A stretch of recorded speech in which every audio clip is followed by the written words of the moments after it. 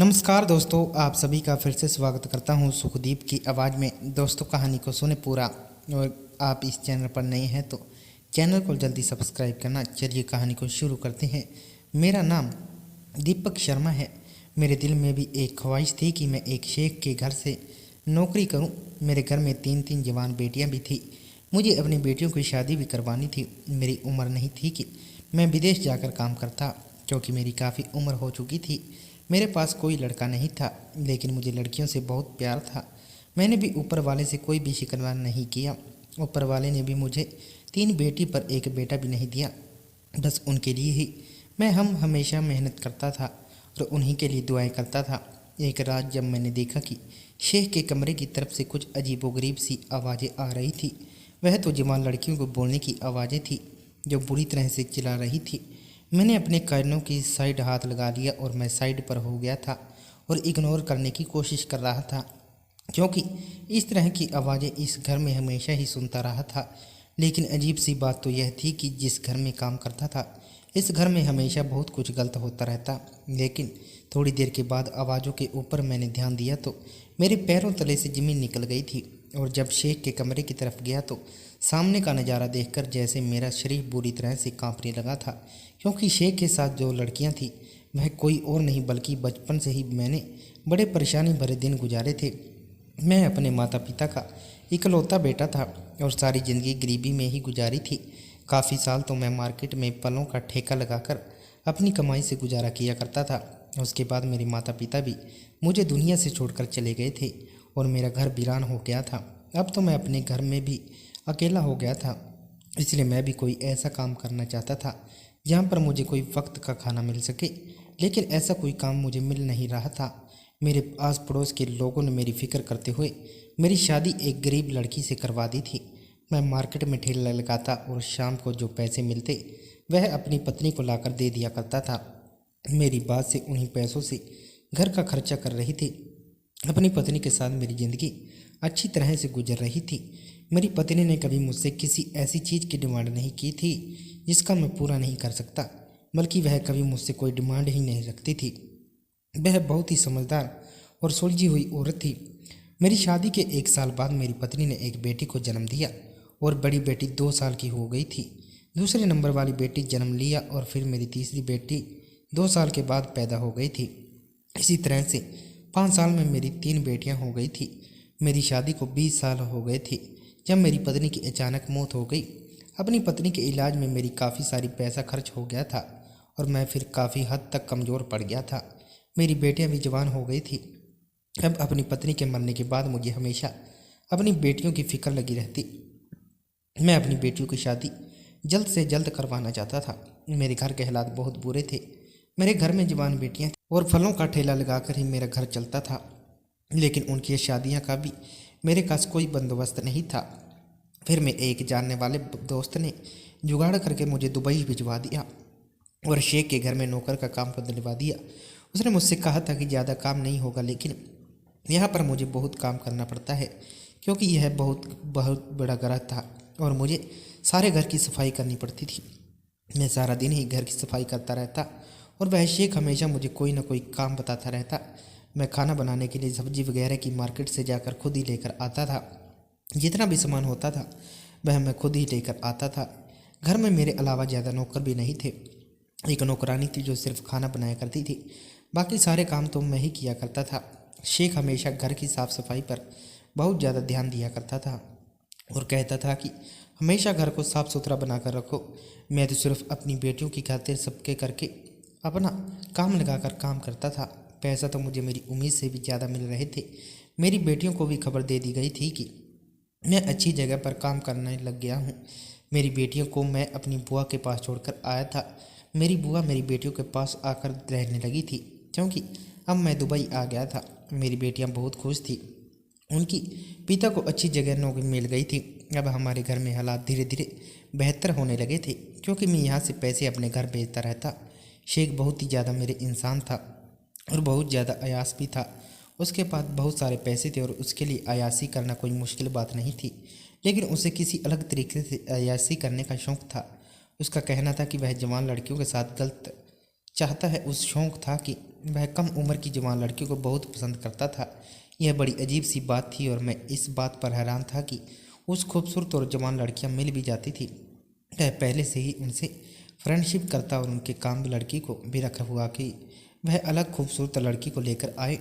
जब से मैं यहाँ पर काम कर रहा था, यहाँ पर अलग अलग उम्र की खूबसूरत लड़कियाँ आया करती थी। कुछ वाकई खूबसूरत होती थी, कुछ अजीब, कुछ मोटी और कुछ बहुत पतली और कुछ बहुत लंबी होती थी और कुछ तो इतनी ज़्यादा गोरी, चिट्टी, सफ़ेद और गोल्डन बालों वाली हुआ करती थी कि बिल्कुल अंग्रेजन लगा करती थी। जब तक वह मुस्कुराती नहीं थी उनकी शक्ल ही नहीं आती थी। अगर मैं उस शेख की बात करूँ तो वह शेख बहुत ही लंबा चौड़ा इंसान था, बहुत अमीर था और शक्ल से भी बस मामूली सा था, ज़्यादा खूबसूरत नहीं था।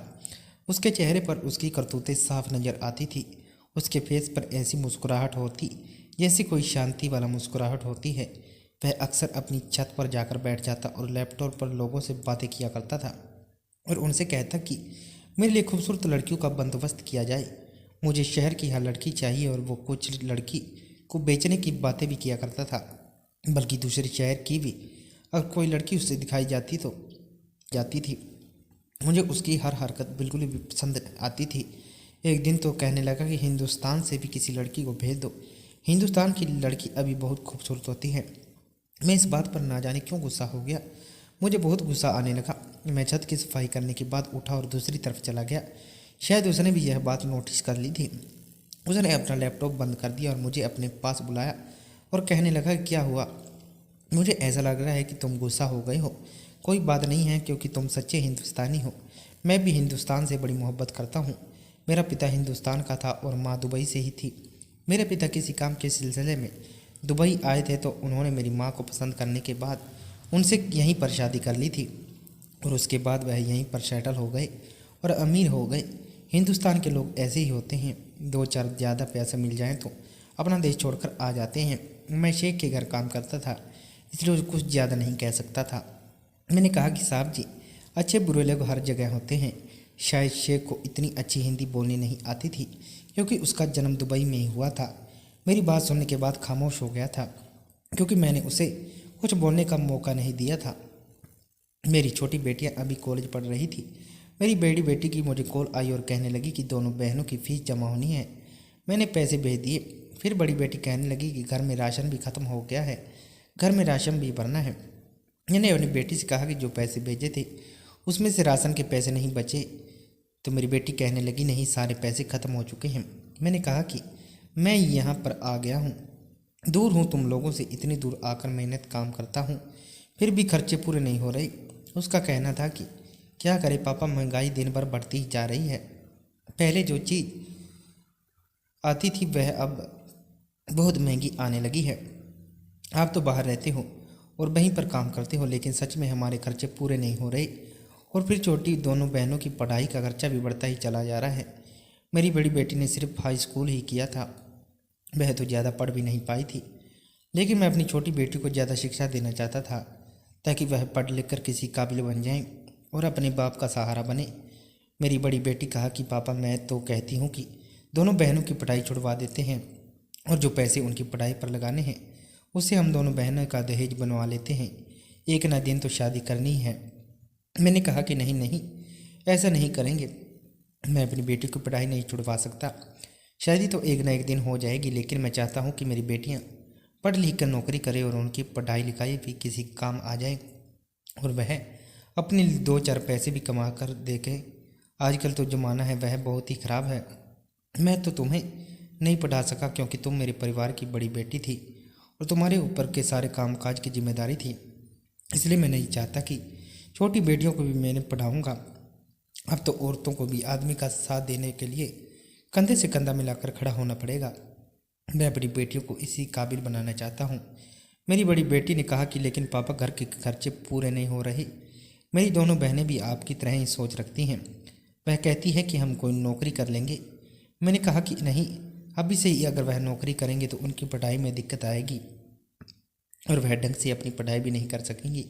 और जब तक अच्छी तरह से उनकी एजुकेशन कंप्लीट नहीं हो जाती तब तक मैं कोई छोटी मोटी नौकरी करवा सकता हूँ।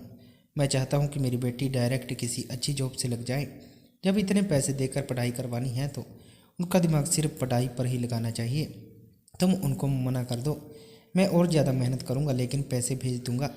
मेरी आखिरी बात साहब ने सुन ली और कहने लगे कि क्या बात है, तुम्हें पैसों की ज़रूरत है? मैंने कहा कि जी, वो मेरे परिवार में काफ़ी सारे लोग हैं।